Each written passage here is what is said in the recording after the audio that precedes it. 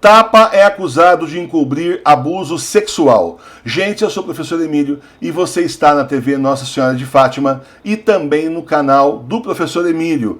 As profecias se cumprem, os lobos usam peles de cordeiro e enganam muita gente. É cada vez mais difícil saber a verdade e quem está dizendo a verdade é perseguido. É o que está acontecendo com o professor Taylor Marshall. Ele escreveu o livro Infiltrados, a trama para destruir a igreja de dentro, e por isso está sendo duramente perseguido pelos bergolianos.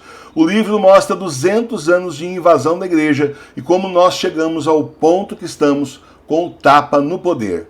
O catecismo anticomunista, que ficou fora de impressão durante muitos anos, censurado pelos comunistas, mostra como agem e pensam esses seres ligados ao Marx, que era satânico. Importante para você entender os nossos dias e o que está acontecendo na nossa igreja. Os livros estão com desconto na livraria do professor Emílio. Os links estão aqui embaixo na descrição do vídeo. Tapa é acusado de encobrir abuso sexual. Um argentino acusou o Papa Francisco de encobrir acusações de estupro e abuso sexual nas mãos de um padre. Em 19 de setembro, Sérgio de Cooper, 42 anos, da Argentina, acusou um padre de estrupá-lo quando tinha apenas 5 anos. O padre José Francisco de Cooper, que hoje tem 85 anos, enfrenta processos criminais na Argentina por suposto abuso ocorrido há décadas na cidade argentina de Paraná. De acordo com de Cooper, ele foi abusado pelo padre, que também é seu tio, no ano de 1982, quando este servia num seminário próximo dali. De Cooper disse que depois disso sofreu muito de enxaqueca e mais tarde teve dificuldades com relacionamentos pessoais. Ele afirmou que foi diagnosticado como vítima de trauma psicológico sério. O abuso sexual contra crianças existe dentro da igreja, tanto nos Estados Unidos como no mundo inteiro. Também agora está aparecendo na Argentina. No Brasil também tem, apesar de ter poucas denúncias, mas a gente sabe que tem. E a igreja está respondendo a processos milionários de indenização por crimes de seus padres e bispos.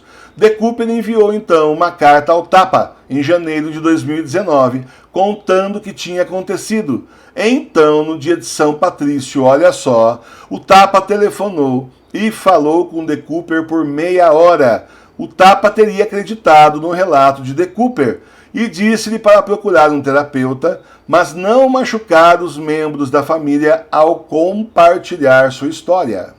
Em abril de 2019, De Cooper viajou para a Argentina para contar aos pais sobre o suposto abuso, alegando que pediram que ele se abstivesse das acusações.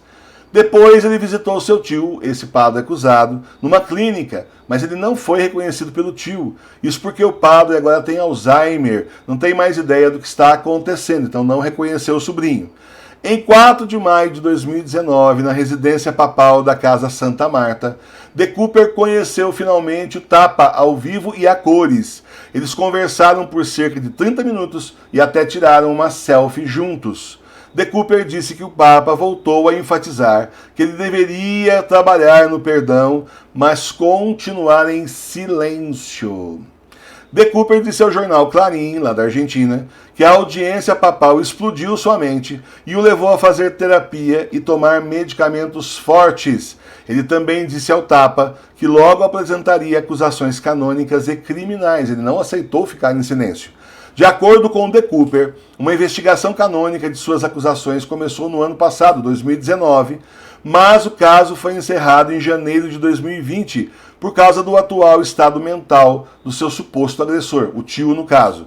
Insatisfeito, De Cooper foi a Roma e viu o Tapa no dia 9 de setembro junto com outros na Praça de São Pedro. Só que dessa vez ele não foi recebido pelo Tapa. Falou com ele rapidinho ali na praça, mas não foi recebido novamente. De Cooper acusou Jorge Bergoglio e o bispo, justamente da diocese, de um acobertamento do caso. Em uma carta de 23 de setembro ao Tapa, De Cooper escreveu que o Tapa aparentemente o confundiu com outra vítima de agressão sexual enquanto cumprimentava peregrinos na Praça de São Pedro no início do mês e recomendou novamente para não falar nada, bico fechado.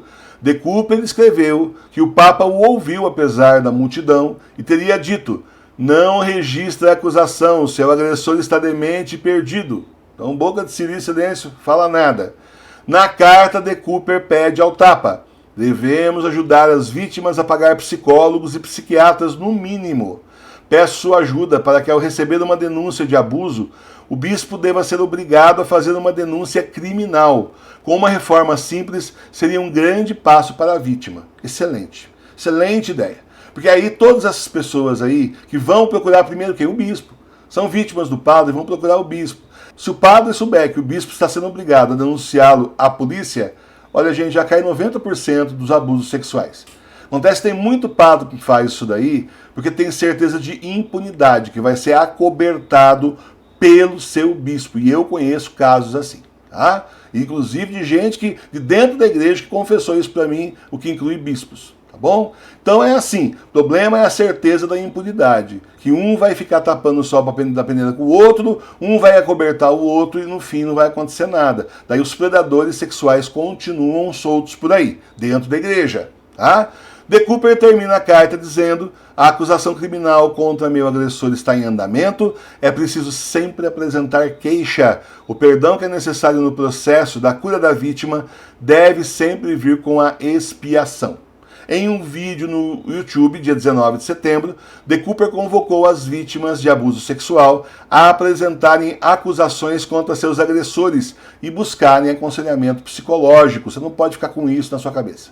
Você foi abusado por alguém, não importa se é da família, se é gente da escola, ou se isso daí foi gente da igreja, você precisa denunciar sim. Tem que tirar isso de dentro de você. Isso é um monstro que cresce dentro de você e te corrói dia após dia. Come você por dentro, defora você. Então você precisa pôr para fora e acusar sim, para que outras pessoas saibam o tipo de monstro que elas estão convivendo e de repente não sejam vítimas desses mesmos monstros. Ele também disse que teme que o seu tio possa ter abusado de outros que ainda não se apresentaram. Sabe lá em Hollywood, né? Começou uma atriz denunciar lá um produtor e lançou o movimento Eu Também, Me Too, também fui abusada, e apareceram várias dezenas de vítimas do mesmo produtor, predador sexual. Infelizmente, casos assim acontecem na igreja faz tempo. São os maus frutos da infiltração comunista para destruir a igreja de dentro. Infelizmente, há bispos que acobertam seus padres, violentando então suas vítimas pela segunda vez, com indiferença e acobertamento. Infelizmente, o Tapa é envolvido com gente que é predador sexual, como aconteceu com o caso do ex-cardeal McCarry, que foi denunciado, hoje não é mais cardeal, perdeu o cargo lá de cardeal e tudo mais, voltou ao estado leigo, mas que aprontou aos montes com os seminaristas e afins, e era homem de confiança do Tapa, lá dentro do Vaticano. Isso não é só esse caso, tem outros. Então, é preciso averiguar aí, porque muita gente depois chega para tirar o corpo fora do Tapa. Fala, o Tapa não sabia, coitado. Olha, vamos avaliar as coisas antes de simplesmente absolver os outros. Vamos ouvir os fatos, acompanhar as notícias. Simplesmente não vamos jogar pedra, mas também não vamos sair absolvendo. Porque tem muito mais água por baixo da ponte do que você imagina, tá bom? Há casos de imoralidade seríssima e perversão dentro de seminários, conventos e ordens. E muitas vezes a vítima sai tão destruída do processo que ela não tem ânimo para denunciar. Ela sai até, ela vai cerebral, é tão grande, que ela sai achando que a culpa é dela.